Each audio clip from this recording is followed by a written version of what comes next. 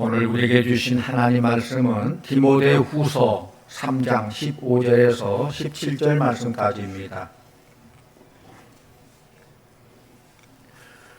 또 어려서부터 성경을 알아나니 성경은 능히 너로 하여금 그리스도 예수 안에 있는 믿음으로 말미암아 구원에 이르는 지혜가 있게 하느니라.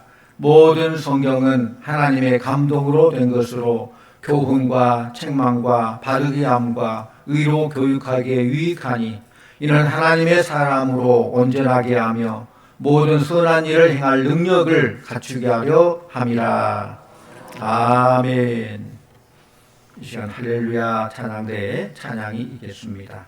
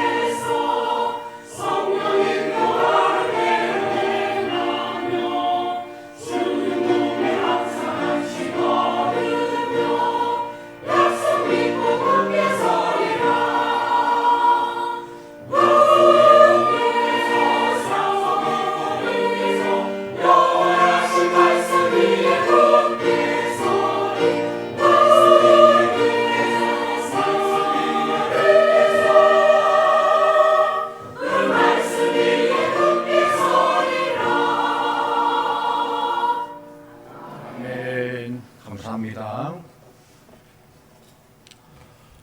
폭염과 폭우로 힘들었던 8월이 지나고 이제 9월이 시작됐습니다. 오늘 말씀은 9월의 달력 주제인 말씀 위에 굳게 서게 하소서입니다. 프랑스의 젊은이들에게 군대에 입대하기 전에 봐야 될 두 권의 책을 골라라 한다면은 98%가 성경을 고르고 두 번째는 파스칼의 팡세라는 책을 고른다고 그래요. 우리 사람들은 연약한 존재이기 때문에 유한적인 존재이기 때문에 시시때때로 어려운 일을 당하게 되는데 이럴 때 우리에게 용기를 주고 위로를 주고 모든 문제에 해답을 주는 책이 바로 성경, 바이블이라는 것입니다. 미국의 아브라함 링컨 대통령이 사용했던 성경이 워싱턴에 보관되어 있는데 그 성경을 자주 사용해서 손때가 묻은 성경이에요. 그런데 그 중에서도 새카맣게 손때 묻은 자국이 있는데 그 본문이 시편 34편 4절이었습니다. 우리 함께 읽고 합니다. 시편 34편 4절. 내가 여호와께 간구하매 내게 응답하시고 내 모든 두려움에서 나를 건지셨도다. 아멘.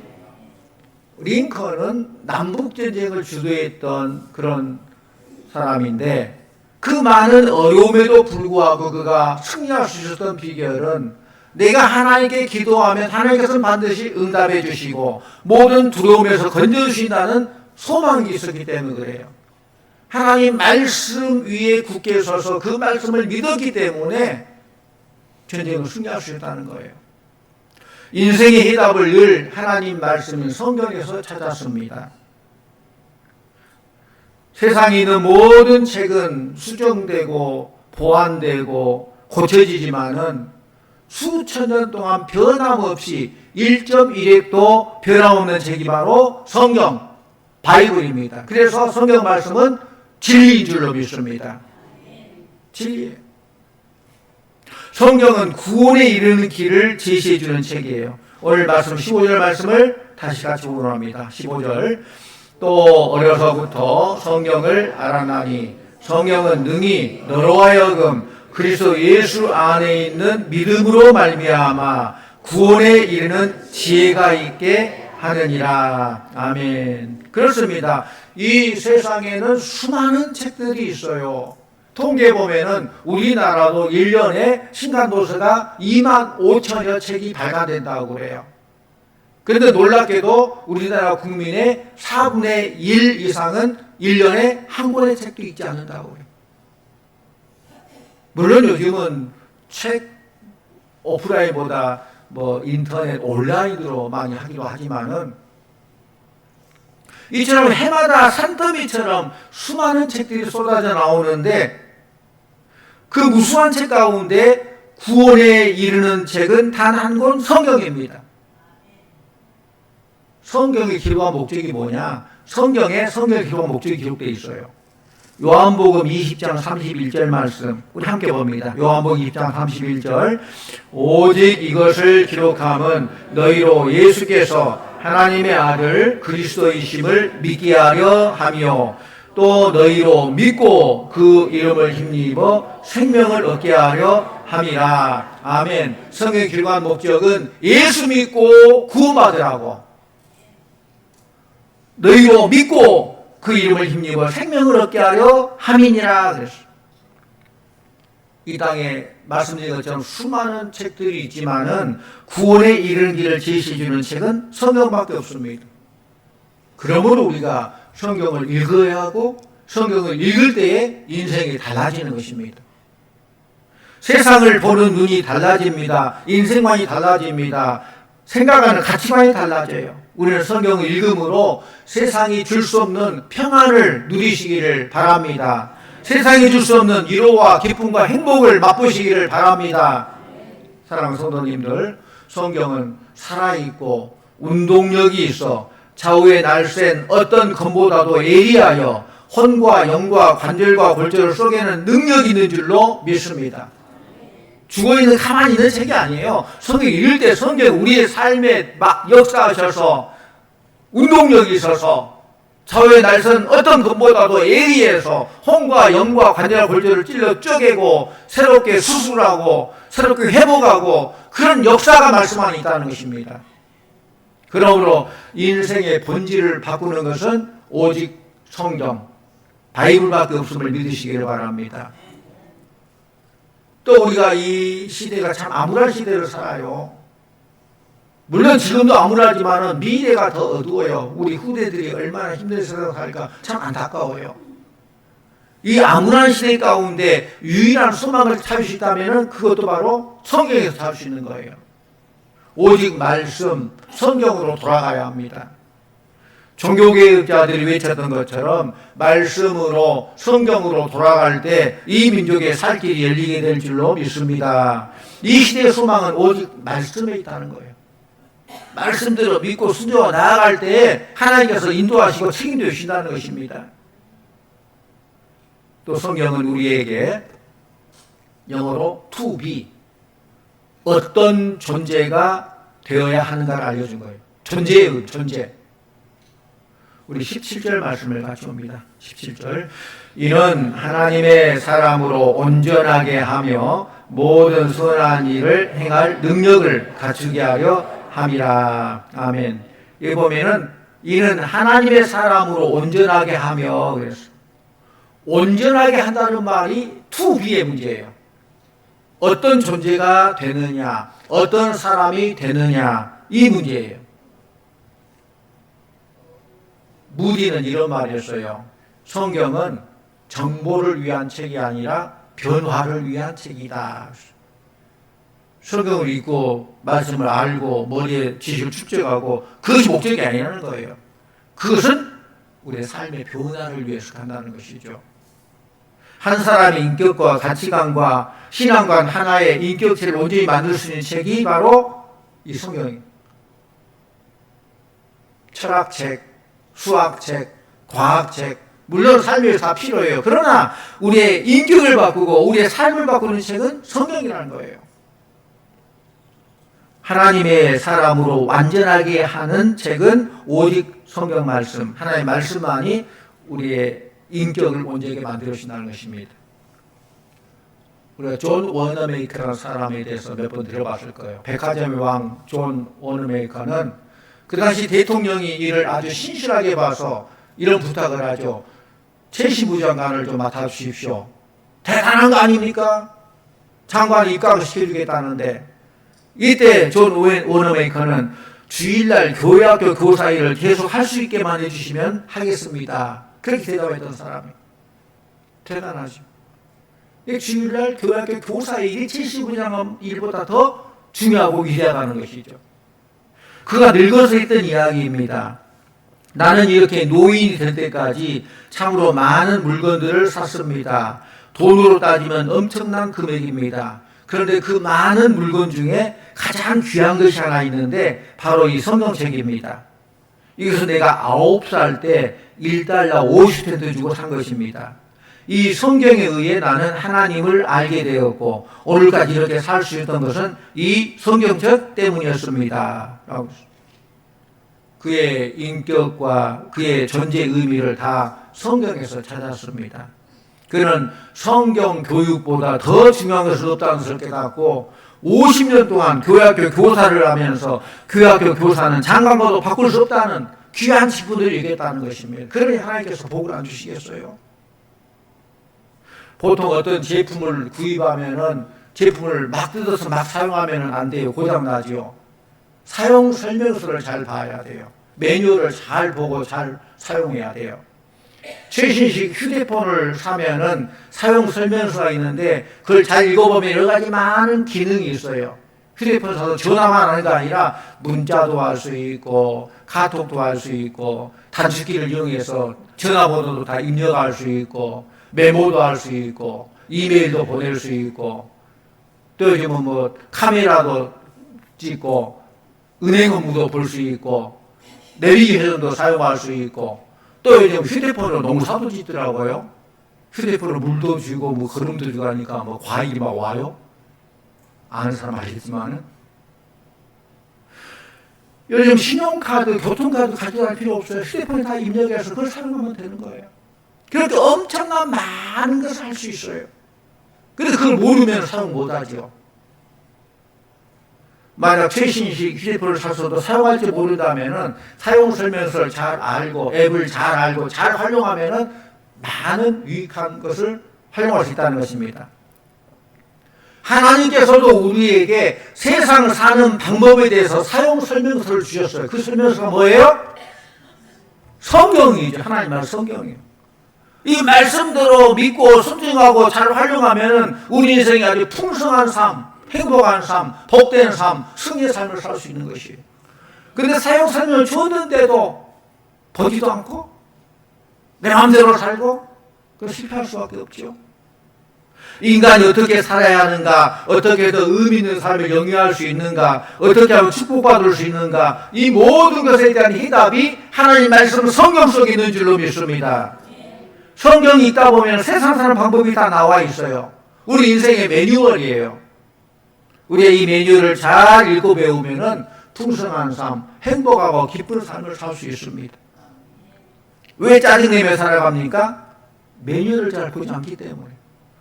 항상 기뻐하라, 범사에 감사하라, 하나님 말씀대로 잘 믿고 잘 그래도 순종하면 되는데 왜 인생이 꼬입니까? 매뉴얼을 잘 보지 않기 때문에. 무디는 이런 말을 했습니다. 100사람이 있는데 그 가운데 한 사람이 성경을 읽고 있으면 나머지 99사람은 그 사람을 읽는다. 무슨 말이냐? 100사람 가운데 한 사람이 매일 성경을 읽으면은 나머지 99사람은 성경 읽는 그 사람을 통해서 작은 예수를 바라보게 된다는 거예요. 성경만이 사람을 온전하게 만들 수 있는 것입니다. 성경만 인생을 올바른 삶을 사는 길을 제시해 준 것입니다. 그렇기 때문에 늘 마음먹고도 성경 봐야 되겠지만은 날마다 양식을 먹듯이 하나님 말씀 성경을 늘 꾸준히 보게 될 때에 영적인 힘을 얻게 되고 삶의 승리의 비결을 얻게 되고 하나님 뜻을 따르며 하나님께 영광 돌리는 그런 복된 삶을 살게 될 줄로 믿습니다. 사랑하는 성도님들, 어떻게 살아야 될지 앞이 캄캄하십니까? 어떻게 사는 것이 올바른 것인지 알 수 없습니까? 그 해답이 성경 속에 있다는 거예요. 그 말씀을 사모하며 듣기를 즐겨하십시오. 그러면은 말씀이 여러분의 삶을 인도하고 때로는 지치고 쓰러졌을 때도 여러분을 세워주는 그 힘을 말씀 속에서 얻을 수 있습니다. 또한 성경은 우리에게 아까는 to be 어떤 존재인가라고 했는데 이제는 to do 무엇을 해야 하는가를 알려주는 책이에요. 17절 하반절에 보면은 모든 선한 일을 행하기에 어떻게 한다? 온전하게 하려 함이니라 그랬어요. 행하기에 이것이 바로 to do의 문제예요. 무엇을 해야 하느냐의 문제예요. 성경을 읽으면 그 속에서 내가 해야 할 일이 보입니다. 길이 보이는 거예요. 사명자는 언제 사명을 받습니까? 말씀 속에 깊이 잠길 때 하나님께서 나를 이 시대에 어떻게 하라고 이런 사명을 주셨다. 이곳에서 어떤 사명을 주셨다. 그걸 알 수 있는 거예요. 위대한 믿음의 선배들을 보면은 마틴 루터를 보면은 로마서 말씀을 읽으면서 하나님의 깊은 뜻을 깨닫게 되고 종교개혁을 일으켰어요. 말씀이 종교개혁의 힘이 되었다는 거예요. 또 리빙스턴 같은 경우는 마태복음 28장 20절 내가 세상 끝날까지 너희와 항상 함께 있으리라 이 말씀을 붙들고 일평생 아프리카에서 흑인을 위해서 헌신하는 그런 삶을 살았습니다. 약속의 말씀 굳게 붙잡고 살았다는 거예요. 또 성경에 보면 엠마오로 가는 두 제자가 시리와 좌절을 안고 갈 때에 부활하신 주님을 만나게 되고 부활한 주님께서 말씀을 풀어주시잖아요. 우리 말씀 봅니다. 누가복음 24장 32절 같이 봅니다. 그들이 서로 말하되 길에서 우리에게 말씀하시고 우리에게 성경을 풀어주실 때에 우리 속에서 마음이 뜨겁지 아니하더냐 하고 그렇습니다. 말씀을 받은 이들이 말씀은 살아 운동력이 있다고 했잖아요. 가만히 있지를 못해요. 말씀이 우리의 마음을 뜨거워지게 한다는 거예요. 마음이 뜨거워져서 예루살렘으로 올라가는 힘이 생기고 용기가 생겼습니다. 그래서 내가 주를 만났다 하는 그런 증거를 갖게 된 것이죠.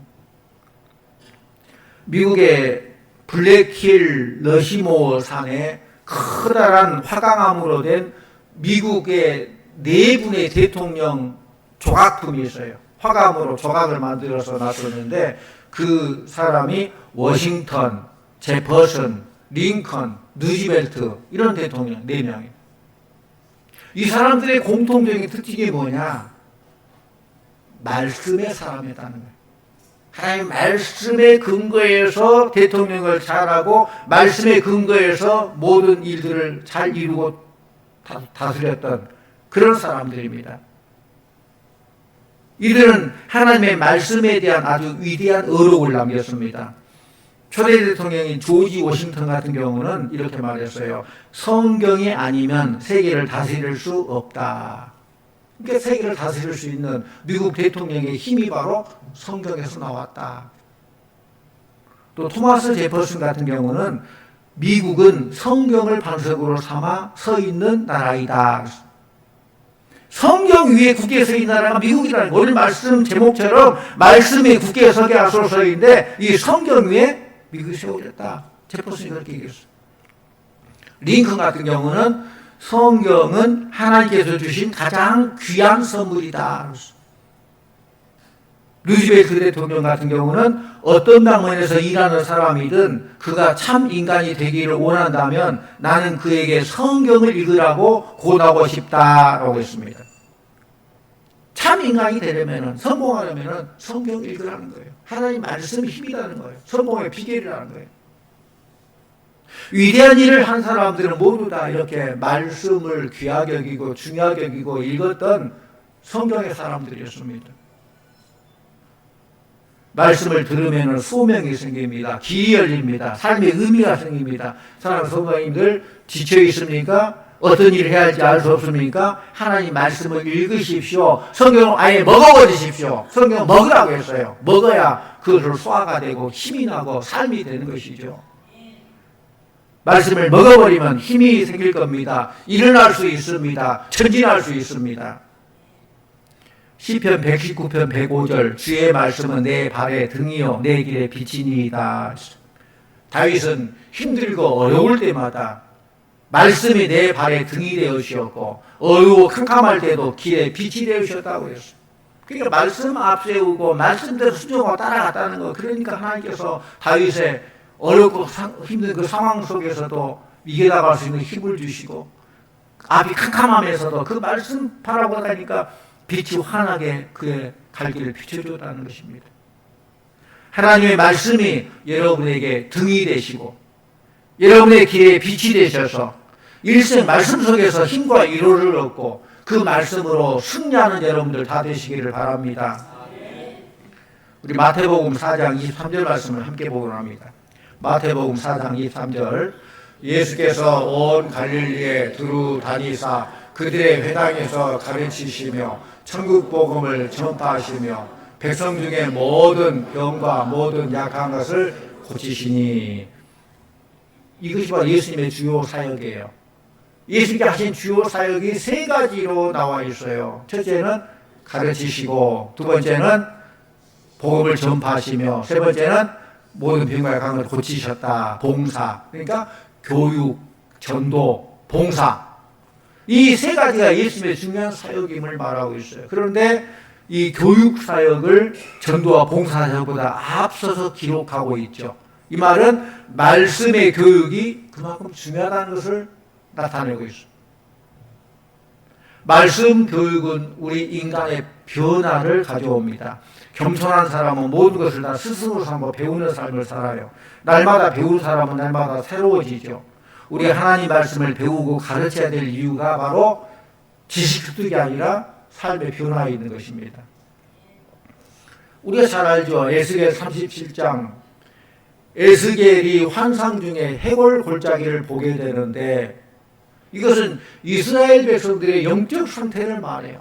이스라엘 백성들의 영적 상태가 에스겔 골짜기에 많은 뼈와 같은 소망이 없는 암담한 그런 상태예요.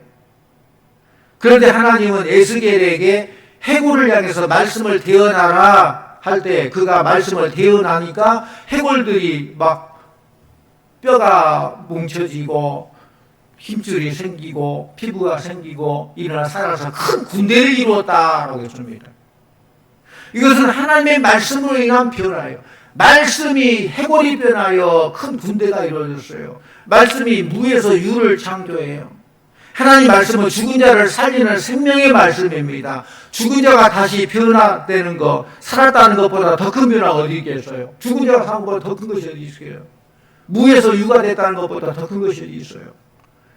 우리의 모든 문제도 말씀 안에서 다 해결받고 말씀 안에서 힘을 얻고 말씀으로 승리하게 될 줄로 믿습니다. 우리 베드로전서 1장 23절 말씀 같이 봅니다.